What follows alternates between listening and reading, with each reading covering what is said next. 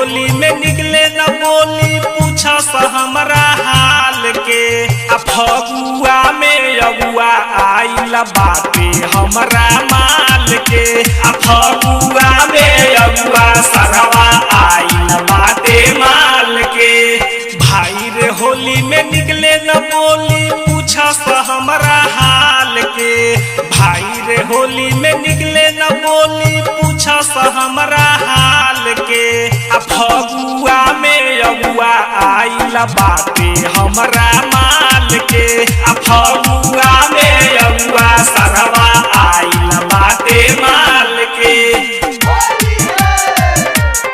Nishant recording studio वाही चौक मुजफ्फरपुर।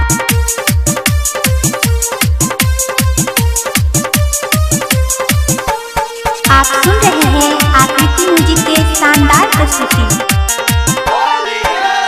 मीठ चावल खाई बनही पियब खूबे दारू। पियब खूबे दारू भाई पियब खूबे दारू। बन जाई माल हमर दोसर के मेहरारू।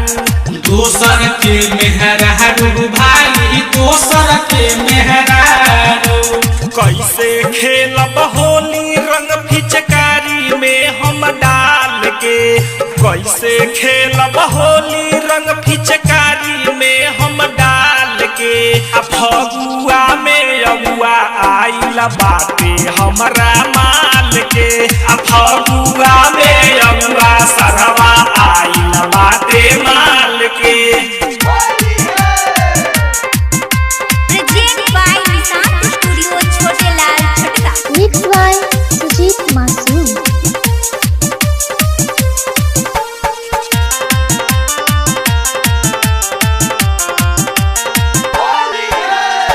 हरे फिचकारी हमरा मौलिया के खोजे। मोहलिया के खोजे भाई मोहलिया के खोजे। मानी कैसे मन डोज लेत रही रोजे। लेत रही रोजे भाई लेत रही रोजे। होलिये में दिल टूटल छोटका छोटे लाल के। होलिये में दिल टूटल रवि छोटे लाल के।